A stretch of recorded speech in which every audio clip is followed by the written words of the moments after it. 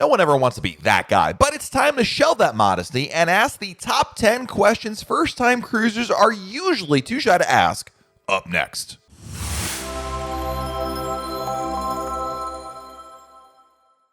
Hey everyone, it's Matt from RoyalCaribbeanBlog.com, and new cruisers often have questions about what to do on a cruise, but are just too timid to ask if they're doing the right thing or not.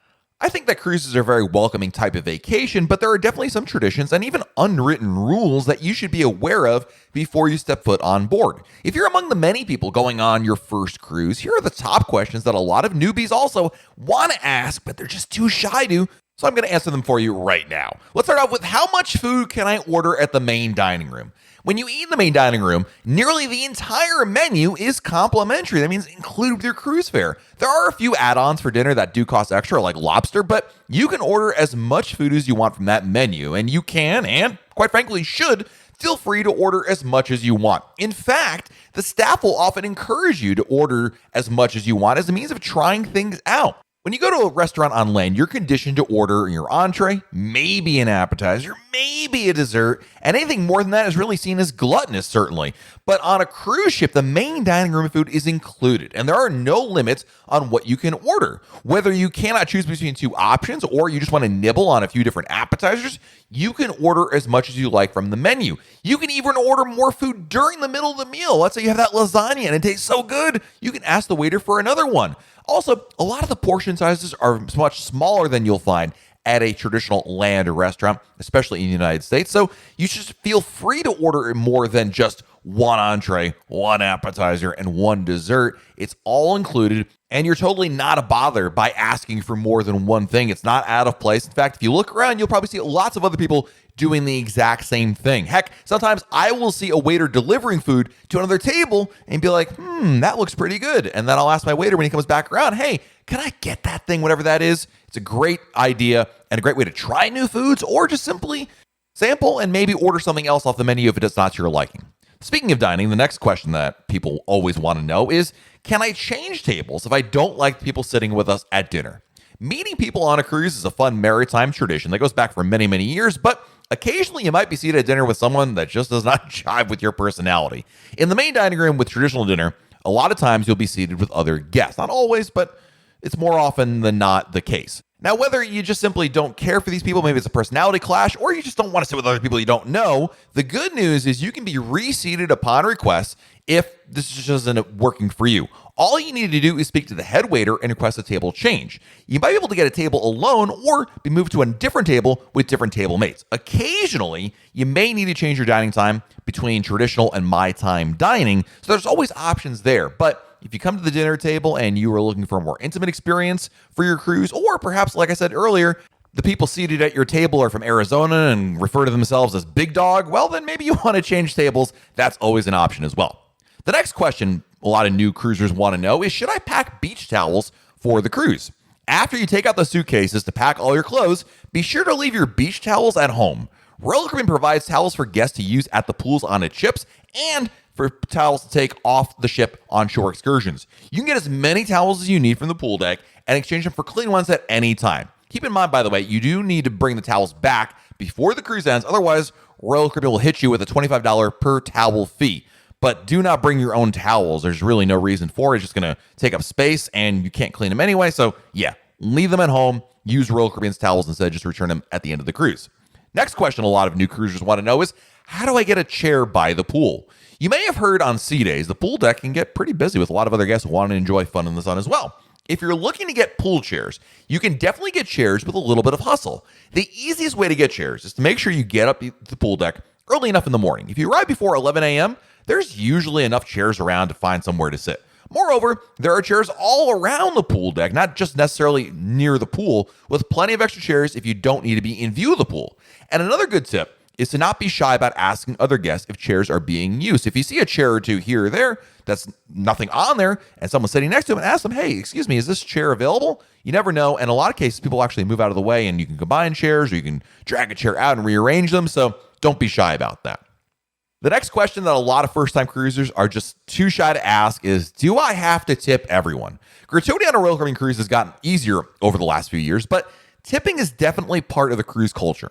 All guests have the choice of prepaying their gratuities before the cruise or having a daily automatic gratuity that's charged each night of the cruise. This automatic gratuity is charged per person and covers the service provided by your stateroom attendant and dining room staff. In addition, when you order or buy something on a cruise ship, an automatic gratuity will be charged on top of the base price. So if you order a beer or go to the spa, expect to find an 18% gratuity on top of the price listed. Speaking of drinks, if you bought a drink package, you will pay a service fee on top of your drink package that covers gratuity for all drinks you order with the drink package. If you have a dining package, this is a really tough one because people want to know is gratuity already included. The cover charge you pay at a specialty restaurant is supposed to cover the services rendered, aka the gratuity, and the additional food costs. So certainly that's included there, but I think a lot of people end up tipping on top of that when they're dining at a specialty restaurant with or without a dining package. The next question a lot of people want to know on a cruise that they're too shy to ask is, do I have to get dressed up on my cruise? It can be confusing and a little bit nerve-wracking, quite frankly, to hear about dress codes on a Royal Caribbean ship, but it's not nearly as fixed as it sounds. There are daily dress codes, but they apply to the main dining room only. Dress codes never apply to walking around the ship or most venues. If you do not want to adhere to the dress codes in the dining room, it's far more relaxed than you might think. Even on formal night, which sounds like a scene out of your high school prom or maybe, a cruise on the Titanic, that just means you have to wear something nicer than the other evenings. And that can be as simple as a button-down collared shirt with slacks for men or a cocktail dress for ladies. Specialty restaurants have their own dress codes that supersede the main dining room dress code, and these are usually smart casual. Specialty restaurants can be a good alternative to the main dining room on formal nights if you do not wish to dress for the main dining room dress code. In addition, there are plenty of complimentary dining venues that have no dress code you can dine at, including dinner, to avoid having to wear anything resembling a collar or heels. Another really common question is, do I need to take my passport with me on shore excursions? The answer to this question depends on what you have to do versus what you should do. Unless told otherwise, most Royal Caribbean shore excursions do not require you to bring your passport off the ship with you on shore excursions. The exception can be some destinations where you may cross an international border. I believe, in my opinion, you should bring your passport with you off the ship to ensure that on the very unlikely chance you were stranded in a foreign country, you could easily depart without the hassle of going to a consulate or embassy to get an exit visa. Yes, there is a risk of it having lost or stolen, but that's true of any of your personal valuables you take off the ship with you, such as cash, phones, etc. In my opinion, I think you should definitely be bringing your passport off the ship with you every time you get off the ship, with the only exception being the private islands. I never take it to Coco Key or to La Badie. I just don't think that's really necessary. But if you're going offshore in other countries, I think the most responsible thing to do, the way to be best prepared, bring your passport with you, keep it in a safe spot, just like you do with your cash and your other valuables. And you never know. It's just better to be prepared than otherwise. I believe that to be the case. There's a lot of people who disagree with me on this, but you know what? Like I said, be prepared, better than the alternative. Another common question a lot of first-time cruisers want to know but are a little shy to ask is, am I going to gain weight on my cruise? There's no shortage of food on a cruise, as you'll find something to eat 24 hours a day around the ship. That sounds like a recipe for gaining weight, but it doesn't have to be like that at all. Just like at home, you have access to food all day and all night, but just because it's there doesn't mean you have to eat at gluttonous levels. Royal Caribbean provides a good mix of healthy foods in addition to comfort foods. You'll find salads, fruit, stir-fry bars, and even the indications of the main dining room menus of healthier alternatives that you can choose from. There's also a fitness center available to use on every single Royal Caribbean ship. The majority of the fitness center is included in your cruise fare, with access to free weights, weight machines, bikes, treadmills, and more.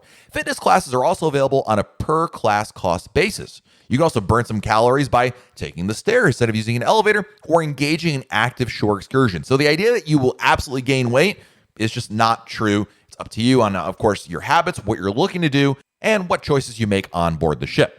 Next up, will I get seasick on a Royal Caribbean cruise? And hopefully not, but getting seasick is an unlikely possibility. Many first-time cruisers are very worried about getting seasick on a cruise, but cruise ships are massive vessels equipped with stabilizers that will chart the smoothest paths possible to ensure a comfortable voyage. When it comes to cruising in the Mediterranean or the Caribbean, sea conditions are often most common, and repeat cruisers will tell you that getting seasick is a very rare occurrence. If it does occur, there are a lot of great remedies to quickly and effectively combat the symptoms. You can take over-the-counter medications, talk to your doctor before the cruise about a prescription for special patch to put behind your ear, or try out one of the many homeopathic remedies such as ginger supplements or acupressure wristbands. And the last question that a lot of people who've never been on a cruise want to know but are too shy to ask is, will I be bored? And if you've been on a cruise, you are probably like, what? I know, it's crazy. But It is not uncommon to hear from someone that has never been on a cruise before that they're worried they'll be bored and or feel trapped on board. But this really could not be further from the truth. Cruises are so much more than bingo, ballroom dancing, and eating. Royal Caribbean in particular has built a reputation for offering an incredible amount of activities and things to do on the ship. It is your choice to do as many or as little of them as you choose. In addition to lounging by the pool, there's a wide variety offered. Since the exact offerings depend on the cruise ship you're going to be sailing on, try looking at a past cruise company, which we have an archive of at royalcaribbeanblog.com, from the ship you intend to sail on to get a sense of what's being offered. These past daily newsletters will give you a ballpark idea of what to expect on your sailing. In short, you will absolutely not be bored. If anything, you'll find too many good things to try to do, and you won't be able to work them all in. So it's a good problem to have. I hope some of these answered the questions you might have had about going on a cruise. Don't be shy about asking. This is the perfect opportunity, especially before your cruise, going on the Royal Caribbean Blog message boards, posting your question in our comments below. It's always a good idea. And while you're below our video, make sure you like our video, subscribe to our channel, and turn on your notifications so that way YouTube lets you know when we have a brand new video to share. This has been Matt from RoyalCaribbeanBlog.com, and we'll talk again real soon.